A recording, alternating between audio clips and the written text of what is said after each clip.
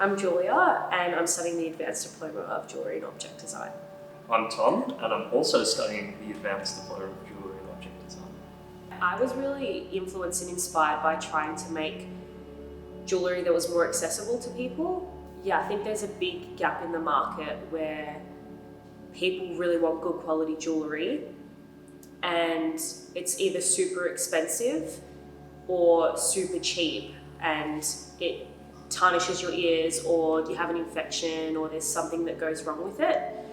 And it makes it really difficult for people to want good quality jewellery if it's going to be way out of the park of their budget. So trying to combine something that's accessible but also beautiful and just making it easier for people to have beautiful jewellery that isn't super expensive. I guess my early exposure to a lot of different kinds of jewellery, particularly like mid-century, early 20th century, and then like prior to that 19th century sort of jewellery, not just as a child but also in my working life as well, kind of drove me towards becoming a jeweller. Maybe I think that was sort of the stepping stone for me, was like at first working with jewellery, selling it, and then going beyond that to the degree of actually making it. But I feel like my taste has always sort of been towards like mid-century and earlier styles of jewellery. I'm very drawn towards like Renaissance period, everything, but in particular, like super big opulent pearls and that kind of thing.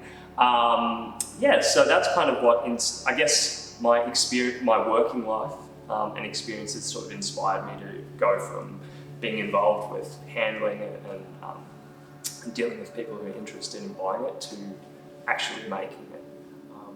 My girlfriend actually got me a short course for one of our anniversaries a few years ago, and that was like the stepping stone for me to go, hey, I want to take this a little bit more seriously now, which was really cool, because if I hadn't have had that small push and she hadn't have recognised that in me as well, I probably wouldn't be here right now, which is fantastic because I'm just like, I absolutely love it. So it's been strange but awesome.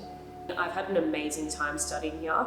I think we're really exposed to a wide range of artists and jewellers, and in this environment there's so much room for growth and amazing experiences and networking with amazing people. I think that we're really lucky with the connections that we make with our teachers and other students, and you're in an environment where you've got a lot of like-minded people. And I guess it's a really amazing place to start, where you know absolutely nothing and you're going in there blind, and then you leave with all of these amazing skills which you didn't even think that was even possible to learn, and that only comes because of the amazing teachers and the staff and everything that's here. So it's been amazing. Yeah. I think it's kind of hard for me to like say anything more than what Julia just said, because it's been fantastic. It's been, obviously, it's been a challenge for everyone the last few years, but aside from the global challenge,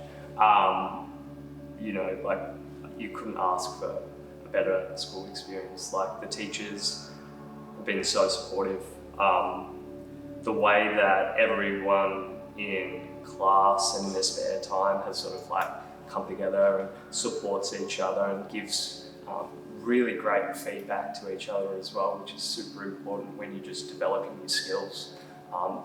Having advice, having like an open forum and a place to feel comfortable to talk about your ideas and to bounce it off people has just been such an incredible experience, I think, which you probably wouldn't get anywhere else. So yeah, but like I said, I don't think I can add anything more to what Julie has already said. Like, it's been wonderful. The only thing that is going to be sad is not being able to come here anymore, that's all. But that's just the reality of finishing, isn't it? Yeah. I think it would be really nice to start building my own collection and sort of start networking with industry professionals.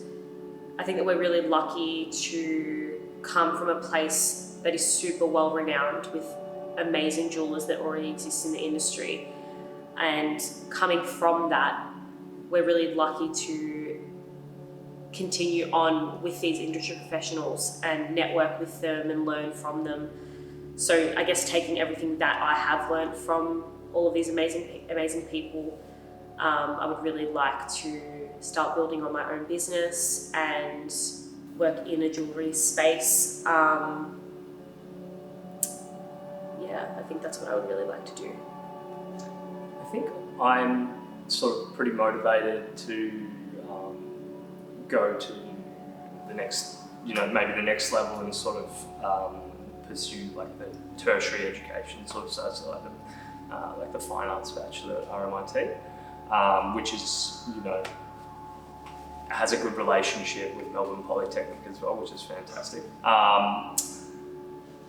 And see where that takes me, because I think that would be a really great avenue to explore as far as like conceptually, as opposed to maybe not necessarily as much making.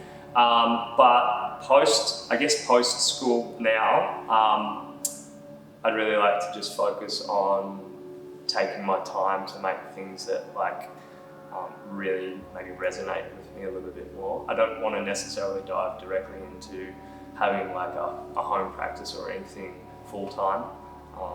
I just want to get myself a little bit more set up and decompress from the last couple of years. But moving forward, I would definitely like to continue to make at home, and then pursuing university would be like fantastic, I think. So that's my trajectory for the time being. Our graduate exhibition, Kin, primarily was funded by an auction that we had during 2021, where we managed to raise just over $10,000, which is awesome. And all of that money went towards everything inside the exhibition. So the catering, the food, part of it was for the venue hire as well, and then all the other amenities that we needed to pay for. Without that money, it would have been really hard to get the exhibition off the ground. So I think it's a testament to everyone's involvement that we managed to get there and get that amount of money in the first place is fantastic. And that the community was so, absolutely, that they were prepared to invest their money into buying the pieces that we made. Yeah. And I think that it can be easy to forget that we made the pieces that then went on to fundraise the exhibition as well. So there is that really intrinsic connection to this exhibition. It means quite a lot. We spent a lot of time working on the pieces.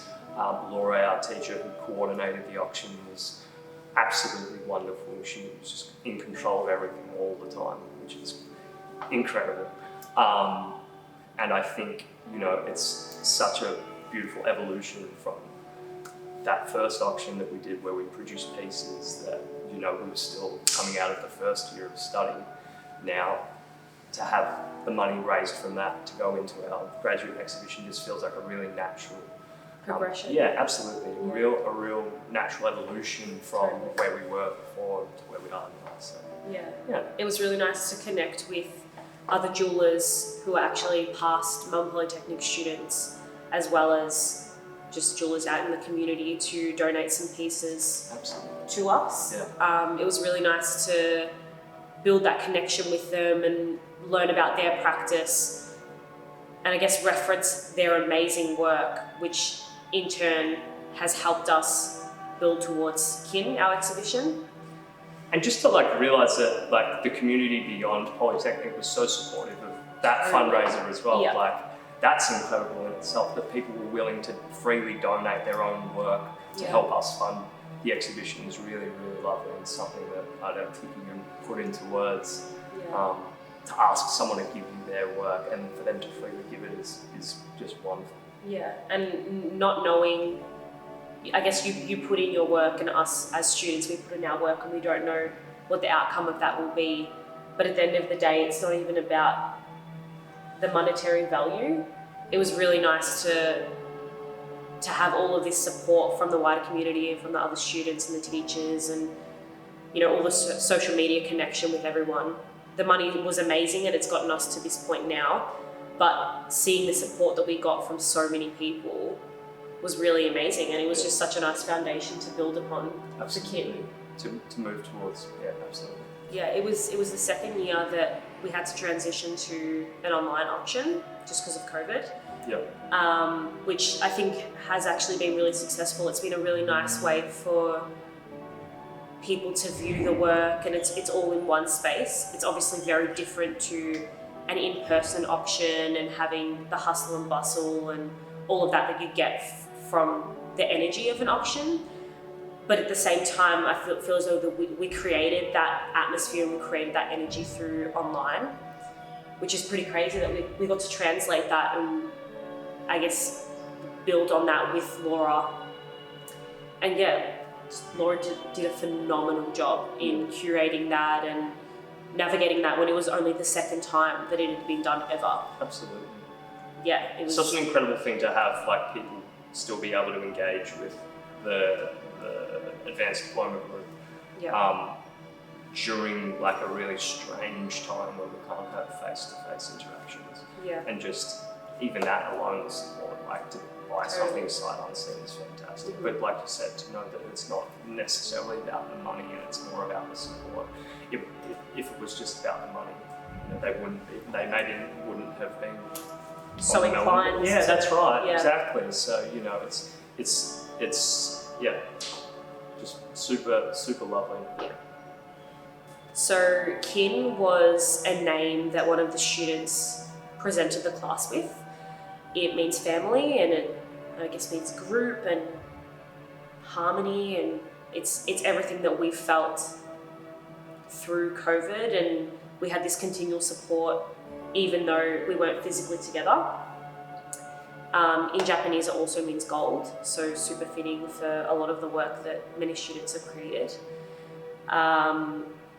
It was something that I think majority of people, as soon as we heard it, we were like, yes, that completely encompasses everything that we've worked towards together as a group. Yep.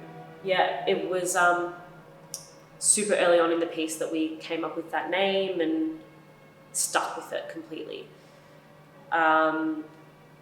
It's our graduation, it's our collection of work that come together. There's 17 of us. There is an amazing amount of work that's gone into each individual's collection. Also super different. There's lots of silversmithing, knife making, amazing intricate jewellery boxes. There's an amazing amount of work from everyone. Yeah, it's our final time together at Melbourne Polytechnic. Yeah. And how fitting that the name is, resonates with everyone when it comes to family. I think, yeah, absolutely. There's something to be said about, everyone getting together and like supporting each other with like while we're in here in the workshop, but also like beyond the workshop as well. Again, the lack of face-to-face probably in a different scenario may have been really challenging, but I think everyone just really was like, support each other, and the interaction with the teachers was just fantastic. Kin is a real display of what happens when you work hard at something. I think everyone that is putting work into the exhibition should be beyond proud of how hard they've worked for the last couple of years to get to the point that they're at now. It's been super challenging, but I think it's a really lovely way to come full circle and wrap it up. So we created a website for the exhibition. It is kinexhibitionmelbourne.com. All the details of the exhibition, so the duration, the viewing times, and then some samples of the work, are available on there, as well as artist statements from all of the makers involved.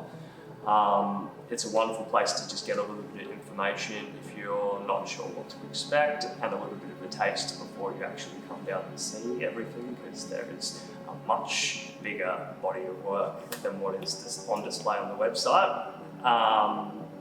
And then if you also want to head to the Melbourne Jewellery and Objects Instagram, it's mp_jewellery_objects. There's also some samples of all the work that's been produced this year, as well as previous students' work as well from past years, photos from our auction during the middle of last year as well, and more details about the exhibition. Totally. If you want to see more of my work, I have an Instagram page called astro_Fengi. That references my background, my heritage, and it was just a nice word for me. It is my business name, and I will be posting more on there when I've got a little bit more content to post and some more professional images. So that's where you can find me, as well as on the MP Jewellery and Objects Instagram page. There's a couple of my works on there as well. Yeah. If you'd like to find more work by me, my Instagram is t.b.maxwell. I'm still adding content to it, so it's a work in progress, but that's where I'll be posting any of my future work. I don't have a website, so that's the only place you can find me. Or you could search Tom Boo on Instagram and that will come up as well.